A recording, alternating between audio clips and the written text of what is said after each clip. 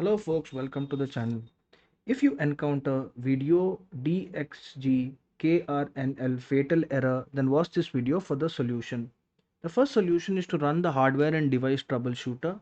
For that we need to press the Windows and the R key simultaneously and input the command msdt.exe -id space DEVICE DIAGNOSTIC and press enter. Then we'll click on this advanced bar to make sure that the apply repairs are automatic. Click on next and it should start detecting problems and fix it. The other thing I can do is run an SFC scan. So I will open command prompt in the elevated command by right clicking and clicking run as administrator.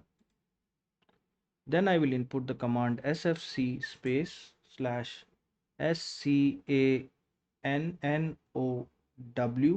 and press enter. Wait for the scan to finish, but during the scan we can also update the graphics card driver. We will look for device manager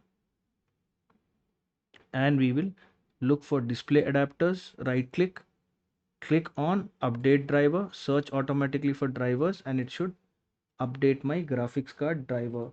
The last thing we can do is to disable the fast startup.